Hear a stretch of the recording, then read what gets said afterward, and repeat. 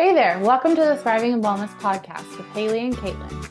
This podcast is for women who are tired of just surviving and ready to truly thrive. It's time to reclaim your health and build trust in your body. Join us as we myth bust nutrition topics, tackle your mindset, and dive into the nerdy side of women's health. Just a reminder that this is meant for educational purposes only and is not meant to be used for medical diagnosis or treatment. Now let's jump in. So today, we are so excited to have you guys back, and we are going to be talking about a topic that we oddly enjoy discussing with our clients. And I really do. We often forget that it can be a taboo or an awkward topic to talk about, but we're going to be talking all about poop today. Yes, I love talking poop. I don't know why I just pictured like your daughter doing that, like, yay, poop. I've seriously considered getting a poop costume to go around town and like present in when I'm giving talks on like gut health and You totally poop. should. I went to a conference. I know this is getting totally off topic already, but I went to a conference a couple of years ago, and there was a woman there that talked about lymph, and she had a full-on body seal. It was just like a body unitard that had like all the lymph nodes and all the pathways and everything. It was really cool to see. That's awesome. Yeah. So it was kind of fun. It added to the visual. But so let's go back to poop. Why do we talk about poop? Why is it so important? Why do we want our clients pooping on the regular? Yes. So pooping is one of the primary ways that we detox. And I know that's kind of like a clickbaity term, but really it's our body's way of getting rid of waste products, things that's coming into our body that we don't need anymore. We have to get rid of them somehow, and pooping is one of the major ways to do that. Yeah. And so if we were to dive fully into detox, which we're not going to do today, because of course that can be a whole episode on its own, there are three main phases of the detox process. The first two really involve the liver, but the third one is with the gut and actually getting rid of those waste products, like you said. And so anytime we're talking about detox with someone, or they feel like they need a detox, we don't want to jump straight to supporting the liver and the gallbladder. While that's important, we need to make sure things are moving out first, because we need to have a way to get rid of that waste product before we try to bump up those other detox processes. Yep, absolutely. And I see this really commonly with people who have really severe PMS symptoms and are also constipated because they don't have a way to get out that excess estrogen.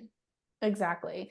And while we can talk about all these other important things with like clinically why we want to see you pooping, why it's important to be able to get rid of that, another one being like fermentation. So if you're not going regularly, I hate these ads that I see online, or I hear like, you have this much toxic waste in your body, like 20 pounds of toxic waste. It's like, all right, that's a scare tactic. That's not true. Yeah. However, if we are not going regularly and that stool is building up in the colon, it can lead to some of that fermentation, which can lead to some potential other dysregulation imbalances and things like SIBO. But what I was going to say is, like, we could go on for days about these clinical reasons, but why don't, like, it's uncomfortable to be constipated and bloated. Oh my goodness, yes. I struggled with constipation my entire childhood. Like before I really even have memories, my mom was taking me to the doctor for constipation, and I struggled with it until, I mean, relatively recently, like probably my late 20s. You really started to learn more about gut health.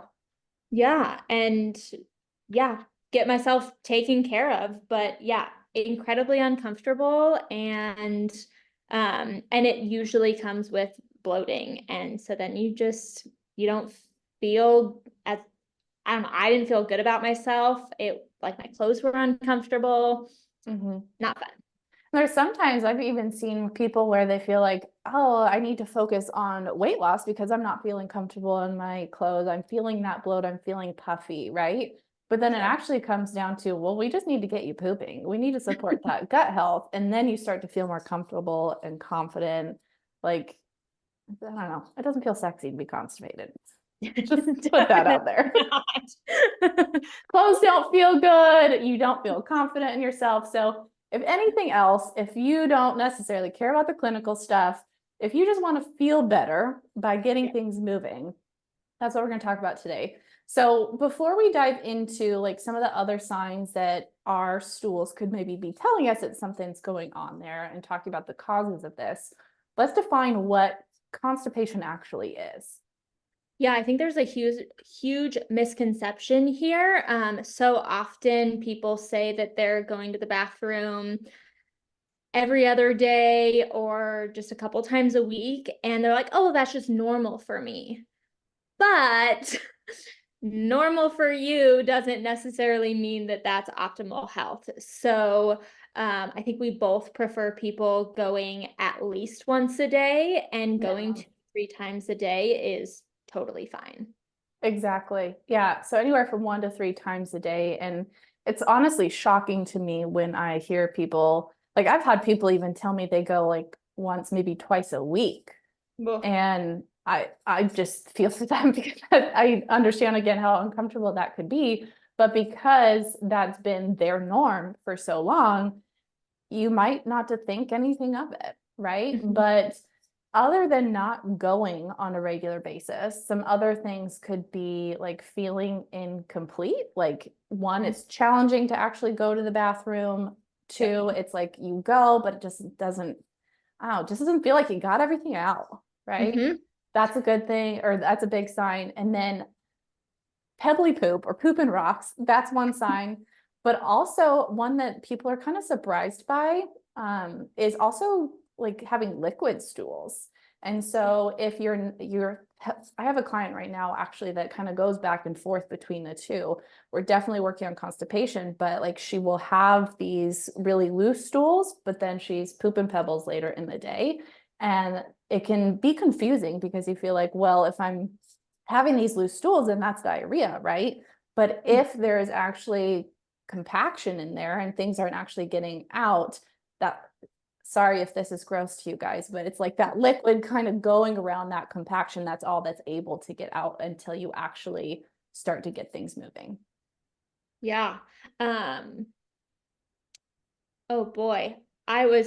You really caught me off guard with how graphic you were there. Sorry about that. Hopefully no one's eating while listening to this podcast. I mean, I go there every single day, and I don't know why I wasn't expecting. We didn't plan for that one. No, we did not plan for that one. But what I was going to say is that with this like back and forth constipation diarrhea, what I see a lot of times with that is people are saying that they have both, but they're really constipated, and then they're using like a bunch of laxatives to get themselves to go because they've gone 3, 4, 5 days without pooping. And then it just like flushes their system out. So then they have diarrhea for a couple of days. So obviously then they're not taking the laxatives, and then it goes back to constipation. And so really the root problem there is the constipation, not necessarily diarrhea. That's just a symptom of what they're taking. Yeah, and that it can be confusing, and it's kind of like this all or nothing too. And I also see women kind of throughout their cycle go through different time periods where sometimes they are feeling more of the constipation, or other times maybe having some of those period poops where things are just like flushing out of you.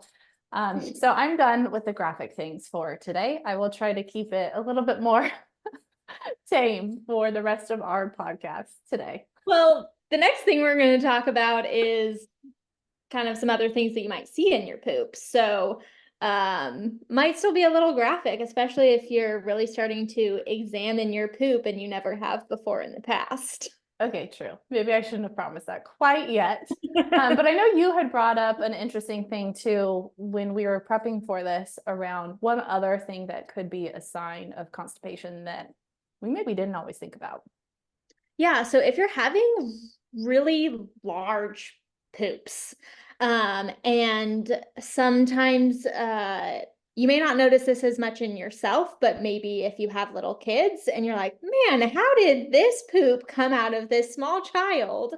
That can be a sign of constipation too, because things are just, there's too much sitting in the gut for too long. And so we want things moving out at a decent rate for that detox purpose. So if they're really big, that means that there's just a lot sitting in there. Yeah, so if you're not going regularly, if you're feeling incomplete, if you are pooping pebbles, or maybe only going once a day or every other day, and it's also those really large bowel movements, then potentially that could be a sign that there is some constipation. Your gut needs a little loving. Some other signs, other than actually like the frequency of how often you're going and everything, what are some other signs that if you so dare to take a look at the toilet bowl after you go to the bathroom to understand what's going on with your stool, which can be really helpful actually, what are some other signs that people can look for to understand like the health, their state of their gut health? Yeah, so if you're seeing any undigested food, and I always like to point out that corn is gonna come out the other end. Like, so if you're eating corn, you should expect to see that in your poop. But if you're seeing other food that is clearly undigested, that's a big red flag. Definitely. So undigested food for sure. Other signs that maybe you're not digesting fat very well could, I apologize, this gets a little bit more graphic too, but if you kind of have fluffy stools or they're floating, or if you're even seeing like the toilet bowl water looks a little oily, that could be a sign that maybe you're just like eating excess fat, or your body's not actually able to break down, absorb, and utilize the fat that you are consuming. And that can go back to also gallbladder as well, making sure that we are supporting our gallbladder to have that bile production and everything as well. Yeah, so knowing a little bit more about what's going on with somebody's poop helps us as practitioners kind of figure out what the root cause is and how we can best support somebody. Because somebody that's having those fluffy stools, we're going to manage that a lot differently than we would with somebody who's having like the undigested food. Exactly. Yeah. And so obviously you can get a lot of information from your stools. And I like to, like, you and I love doing those tests and everything. But again, we can get so much information of just like how our body's functioning day to day. That can tell us a lot about where our body needs support. So I think this could be a good time to go into talking about what are some of the primary causes of constipation that we see in our practice. Yeah, so most simply, not eating enough. So if you have not listened to our foundations episode, make sure to go back and listen to that. So you need to be eating enough and absolutely getting enough fiber. Um, Whenever I talk about fiber, we always have to then talk about water, because if you're not hydrating yourself, then more fiber is just going to make you more constipated. If there's not enough water in there to help move it along. Definitely. And I see a lot of people when they say, a lot of people know fiber is important for our gut health. They know fiber is important to make sure you're going regularly.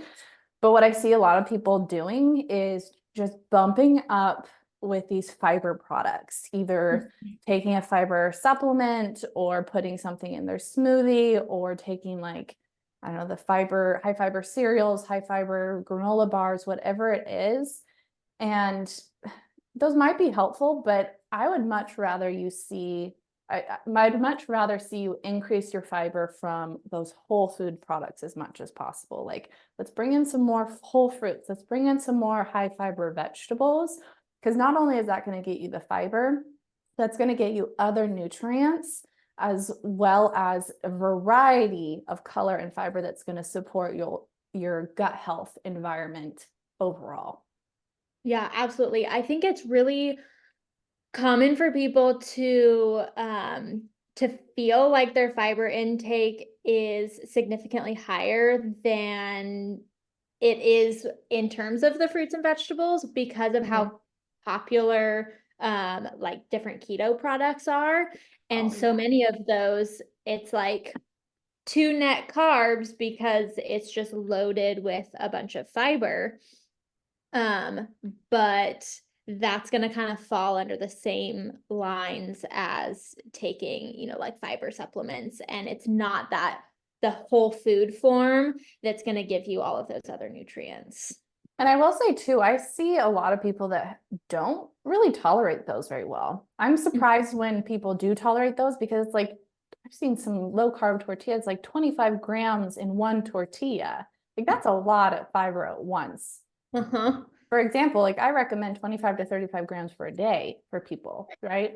That's not only a lot of fiber at once, but the types of fibers that are used in the products, like inulin, I see like chicory brew, I don't know what else you see, but if someone's struggling with constipation or struggling with some gut issues and bloat, I often see that make things a little bit worse. So it can be uncomfortable. Yeah. So what else might cause constipation for somebody? Well, sluggish thyroid is one. So I know Mhm. you and I work a lot on thyroid health. So whether you have been diagnosed with hypothyroid or you haven't, everything's come back normal, but things are just kind of not working optimally with the thyroid, that can actually lead to constipation because thyroid is the queen of our metabolism. It's the conductor, it runs our metabolism, right? And so if the thyroid is slowing down, that metabolism is slowing down, motility will slow down. And so that can lead to things just starting to get backed up because we're not putting energy towards getting rid of those waste products because everything's just kind of slowing down. Yep. Yeah, another one is low stomach acid. So we need good amounts of stomach acid to break down our food and move digestion along. And so if we don't have that piece starting off in our stomach, then it's just going to make the rest of the process move slower. Yeah, we're probably not going to be breaking down those proteins as well. And then that is basically I guess I should go back and say gut health. When we're talking about gut health, so often we're just focused on the colon, but really it's our entire digestive tract that matters. And that starts in the mouth. So starting with the mouth, we're starting to break down these food products. And a lot of the protein digestion with the stomach acid happens with the stomach acid, right? And then goes on into the gut. So having adequate stomach acid really is key. If you're feeling like it's just like you have this brick in your stomach after a meal, especially like a higher protein, higher meat meal, that could be a good sign that stomach acid is needing support. And I will say, quick, going back to that, drinking enough water is definitely key, but we're going to hark on this time and time again, getting those minerals in for true hydration and also is key for adequate stomach acid production. Sodium is crucial for that stomach acid production. Yes, and also why you don't want to be like chugging water with your meals, which is so common. I think it's starting to trickle away, but I still hear clients that are like my age and a little bit older. That was it's just like you drink a ton of water while you're eating so that you feel full and you don't eat as much. Mm, But that's going to be like thinning down your stomach acid. And so then there's not as much and it can lead to digestive issues. good old diet culture telling us to ignore hunger and just drink water. Ay, ay, ay. A couple other things that I want to point out here is one, methane dominant SIBO is something I've come across a couple of times with my clients. So you and I both, we'll talk about this a little bit more at the end here, but you and I both run GI maps on our clients. And if you don't know what this is a stool test that's a little kit that you get sent to your house and you just poop in a cup and send in the sample. And basically, that test will give us insight into what your gut environment looks like. It can give us insight into stomach acid production, to digestive enzyme production, into if you have overgrowth of either good or the not so good bacteria, yeast infections like Candida overgrowth, H. pylori. So it really tells us a lot of what's going on in the gut, and a lot of things that won't show up on a colonoscopy or any scoping sort of thing that you'll do. But one of the things that I've also seen is that methane dominant SIBO. So SIBO is small intestinal bacteria overgrowth, and maybe we can do a whole nother episode on what we've seen in the GI maps and things to look out for there. But specifically the methane dominant, so it's specific strains of bacteria are overgrown that produce methane. That tends to lead more towards the constipation side versus other types of SIBO tend to lean towards more like diarrhea symptoms. Yep. Okay, so if you, from listening to this, are realizing, oh, I might actually be a little bit constipated, or I really want to make sure that I'm optimizing my health and making sure that things are moving along at the best rate, what's kind of the first thing that you would suggest somebody do? One, go back and listen to our foundations video if you have not, because again, no matter what you are dealing with, having those foundations in place is key. I know for people who struggle with gut health, if they are struggling with feeling like they have food sensitivities, or because you're constipated, you're just not hungry, eating enough might be a challenge. So I get that. Work slowly, work on easy to digest foods, but working on getting in variety with foods as much as possible, I think, is key. Getting some movement in, supporting your circadian rhythm, all those foundations really do make a difference. Yep, absolutely. And if you feel like you need support with that, both of us, obviously like talking about poop and can help support you in this journey and the process of figuring out exactly what's going on. And if you're wanting to take that deeper dive and really identify the root cause, we both love using the GI map to help identify those issues. Definitely. So I know that's something we both offer for our one-on-one clients, as well as kind of like a side bundle sort of thing. If you're just wanting to get that information in a protocol without feeling like you need the support and accountability, just give me the answers, tell me what I need to do. I've been searching for years. So Yes. that's an option for both of us if you want to work with either of us, and you can find that information on our websites. So we can put those in the show notes, but mine is haleygrd.com. And it's spelled HALEYGRD. And then yours, I believe, is fns.health, correct? Yep. Okay. Of course, you can reach out on Instagram too if that's easier. Yep, for sure. And I will put our websites and our Instagrams in the show notes so that you can check those out there. So anything else that you wanted to make note of today about poop? I think I've gone in depth enough with the poop, got graphic enough. All right, so thank you for joining us. Next week, we're going to be talking about the medical system and some challenges there.